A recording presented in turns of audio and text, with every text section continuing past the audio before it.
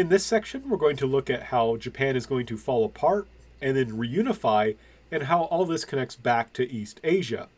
So, in Japan, we have what we call the Warring States period that lasted from the mid 15th century to about 1603.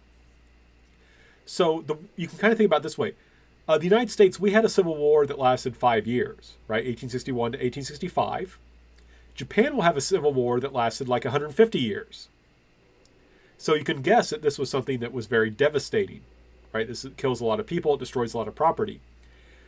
What also makes it very complex is that there are multiple sides. So if you look at this picture, you can see that you have this group of samurai fighting this group of samurai, and you might ask yourself, well, who are these guys? And the answer is they are Buddhist monks who are warriors. They are warrior monks. And some of them were quite good with arquebuses, and they were thus gun monks, which I think is hilarious.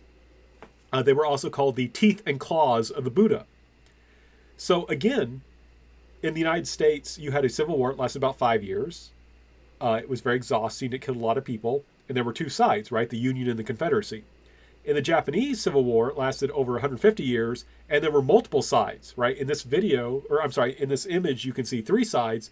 In actuality, I think there were something like 200 sides, right? There were like 200 different little domains, little states in Japan, each fighting for dominance. So this is a period of instability in which there's lots of warfare, and a lot of people are not able to live very long. It's a very unstable period with lots of fighting. It lasts a long time. To make things even more complex, remember how we talked about the Jesuits, the Catholic missionaries in China? Those guys are really active. They're also going to come to Japan, right? Portuguese explorers and merchants will come to Japan in the year 1543. Portugal, very Catholic country, and so they would start bringing in missionaries as well. And the Japanese were very interested in the trade that the Portuguese brought because, you can make money through trade. If the Portuguese ships came to visit you and trade with you, you could make money by trading Japanese products for European products. And money's good in a time of war. Money's always good. But if you're in a time of war, when all these people are fighting, if you have more money, you can have a better army. So you'd better believe that the Japanese wanted the Portuguese to come visit them and trade with them, especially when we consider the fact that the Portuguese brought guns. They brought advanced Western technology. Remember, Europeans fought a lot. And so they got really good at weapons technology. They had very advanced guns.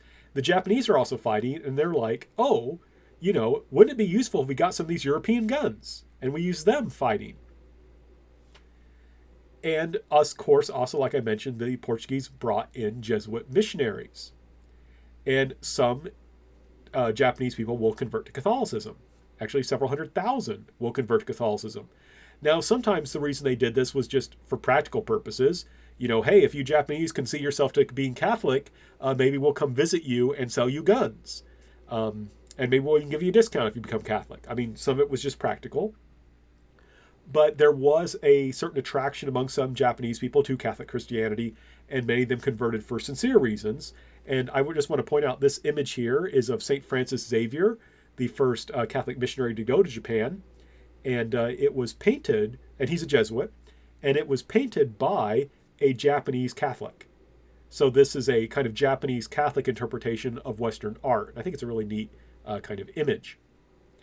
But so you've got now this growth of this new religion. So things in Japan are, it's kind of freewheeling. There's all this fighting. There's all this war. You've got European influence. And it seems to promise, if you could just get this war under control, Japan's getting exposed to advanced Western technology. They could also have like a scientific industrial revolution. But here's what happens. A man named Tokugawa Ieyasu will finally successfully unite the country and is named shogun by the emperor. And this works really, really well, right? He successfully, I believe, I think he's named shogun in 1613. And his family, his dynasty of shoguns, will rule Japan until 1868. So for over 250 years. So Tokugawa Ieyasu, after 150 years of civil war, is going to successfully unite the country and be named shogun. But he's afraid. He's afraid that Japan will once again become unstable. that Japan will fall apart again into new civil war, right? Remember, people living in the past don't know what the future will be. So he's very concerned about instability, and his successors are also concerned about instability. They just went through 150 years of civil war with more than 200 sides fighting. They don't want that to happen again, and of course, they certainly don't want to be defeated. So he and his successors are really afraid about instability. And they decide to close a door to Europe, right? They decide to close the door to Europe. They say, you know what? Those Europeans, they're expanding. They're dangerous. We don't want them to come in and try and conquer Japan, right? And they knew that the Spanish had successfully conquered the Philippines. Now, the Philippines is still pretty far from Japan, but you can get, it's not so far away that it would be impossible to invade from the Philippines. So this was something that the Japanese were concerned about. And one thing they knew was that the Spanish were very, very Catholic and were interested in expanding Catholicism. And so they said, we need to keep ourselves separate from Europe. We don't want Europeans coming here anymore, trading with us. So we're going to close off trade to Europe. We don't want those Europeans coming here and possibly trying to invade us. We know what they did in the Philippines. They conquered it. But we know that the Europeans are also interested in spreading their religion of Catholicism. And so we need to do something about these Japanese Catholics. So the Japanese government said to the Japanese Catholics, you know what? You're following a bad religion, and it's a dangerous religion, and we don't want you to follow it anymore. So you just need to give up on Jesus and stop. And a lot of Japanese Catholics who had converted for reasons that were not really sincere said, okay, that's fine, no problem. But other Japanese Catholics who really believed in the religion said, nope, we're not getting rid of our religion. And the government said, well, if you don't, we'll kill you.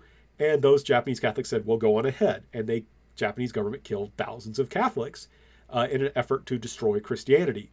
They do not successfully destroy Christianity, but they do force it into hiding, right? But they're afraid this foreign religion will build connections between Japanese people through Catholicism to the Europeans who might want to try and conquer Japan.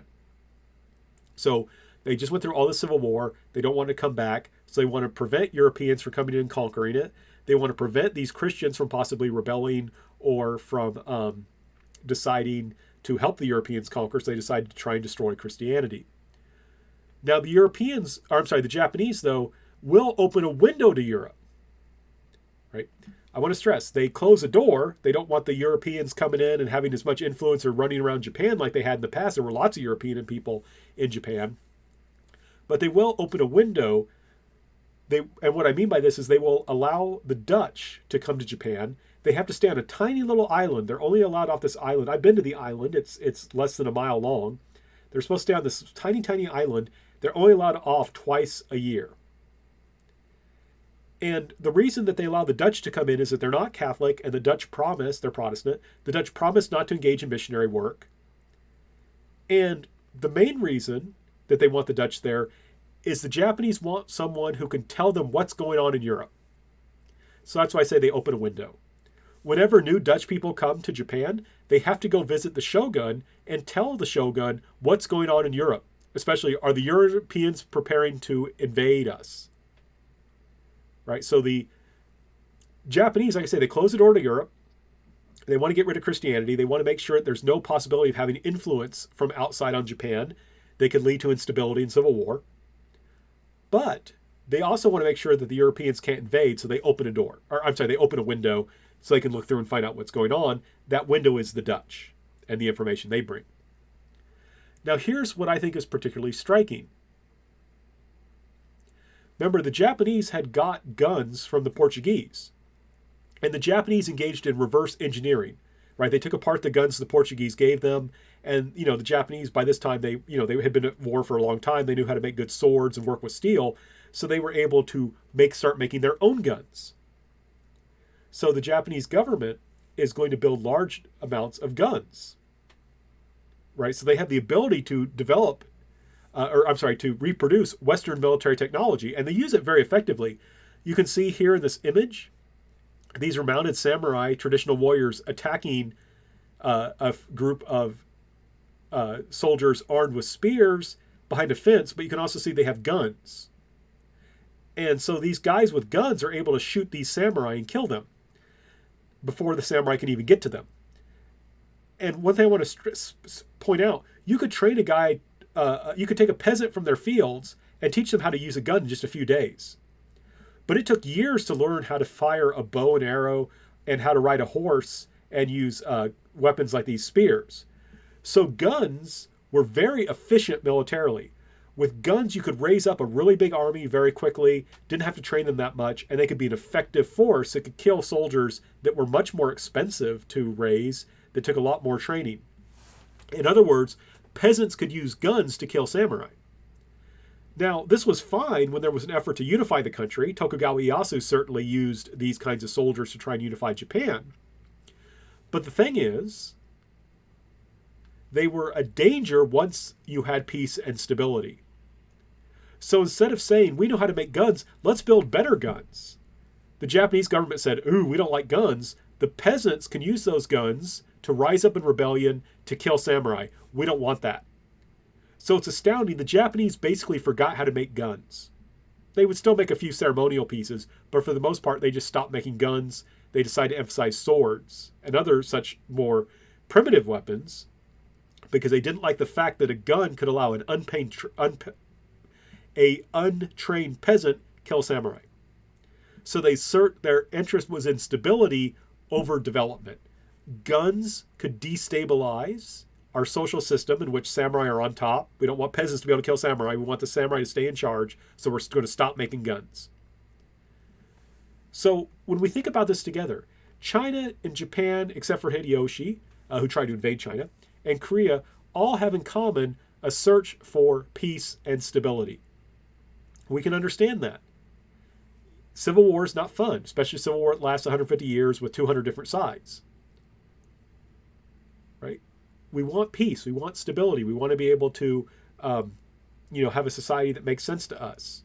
The problem is, all those things discourage innovation and international connections.